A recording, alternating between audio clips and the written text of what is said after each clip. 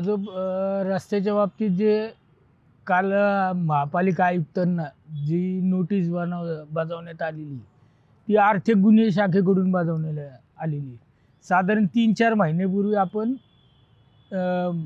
माननीय पोलीस अधीक्षकांना एक कंप्लेंट केली होती की नगरमध्ये DPDC अंतर्गत जे रस्ते घेण्यात आलेले होते,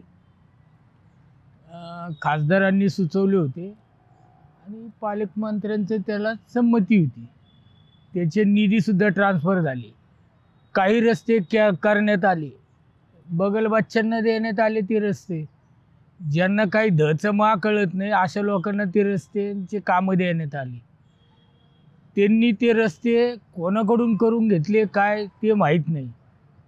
लाखो रुपयांचे रस्ते नगर शहरात करण्यात आले, पण ते महिना-2 महिन्यातच जवळपास ते रस्ते उखाडण्यात आले. तर काही लोकांना पालिकेच्या अधिकाऱ्यांनी नोटीस बजावल्या की रस्ते खराब झालेले आहेत. ते रस्ते खराब झाले आणि त्याच्यावर पहिलेच काही काँक्रीटीकरणचे ह्याचे रस्ते टाकण्यात आलेले होते.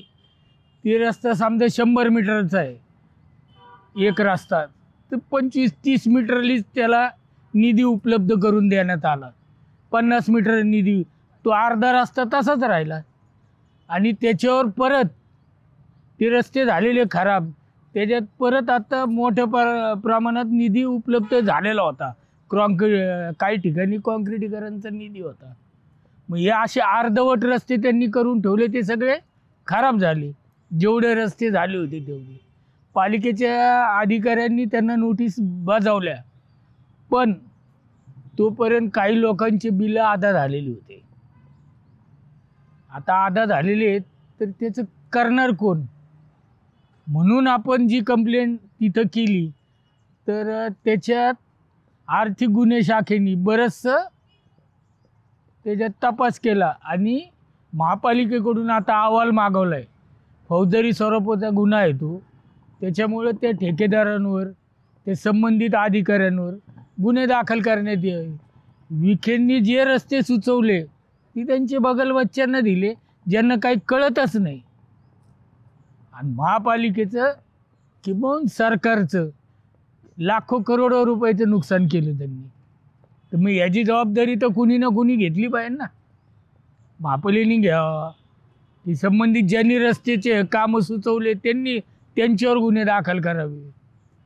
DPDCच्या काही रस्ते PWDचे आहेत, त्यांच्या अंडर होते. तर हे गुन्हे PWDचे अधिकारी, पण हा रस्ते जे आहेत ते महापालिकेच्या हद्दीत आहेत. तर महापालिकेने याच्यावर कारवाई करून त्वरित गुन्हे नोंदवावे, याच्यासाठी आपण पाठपुरावा करतोय. याचा आपण कोणाला ब्लेम देत नाही की यांनीच केलं त्यांनीच केलं. अहो, पण तो निधीच पुरेसा नाही. तुम्ही उगाच छोटे छोटे रस्त्यांचे त्याच्यावर निधी उपलब्ध केले. त्या ठेकेदारांनी उगाच अर्धवट रस्ते केले, काहीतरी थोडे 100 मीटर 50 मीटर असे रस्ते केले आणि त्याचा काही उपयोग झाला नाही. सगळे रस्ते जवळपास उखाडले गेलेत. आत्ता जेवढे रस्ते तेव्हा कंप्लीट झाले, जवळपास सगळे रस्ते उखाडले गेलेत. मग याची जबाबदारी कोणावर तरी निश्चित व्हायला पाहिजे ना. तर त्याचा पाठपुरावा आपण आयुक्तांकडे करणार आहे. जरी ते रस्ते PWDनी केले असतील नगर शहरात, पण ही जागा महानगरपालिकेची आहे. हे रस्ते सगळे महानगरपालिकेचे आहेत. त्यांना जरी करायला दिलं असेल तर जे निकृष्ट रस्ते आहेत त्याच्यावर पालिकेने फौजदारी गुन्हा दाखल करावा, अशी आमची मागणी आहे. आणि त्याचा आम्ही पाठपुरावा करणारच. त्याच्यात आम्ही काही हाईघाई करणार नाही. संबंधित अधिकारी, ठेकेदार यांच्यावर गुन्हे नोंदवावे आणि त्यांच्याकडून हे जो खर्च झाला आहे याची वसुली करावी. विखेंचं त्यांनी वाटोळं केलं आहे नगर शहरात राजकारण करून. ज्या टाईपचं त्यांनी राजकारण केलं, नगर शहरात वाटोळं केलेलं आहे त्यांनी पूर्ण. मग आम्ही तर त्यांचं नाव घेणारच ना. आम्ही थोडीच त्याच्या बाबतीत गप्प बसणार आहे. आम्ही लढा देत राहणार. काही अंशी आम्हाला यश आलेलंच आहे. पुढे येईल. हे गुन्हे दाखल केल्याशिवाय आम्ही गप्प बसणार नाही. गुन्हे दाखल नाही झाले, हायकोर्टाची पायरी आम्ही चढणार.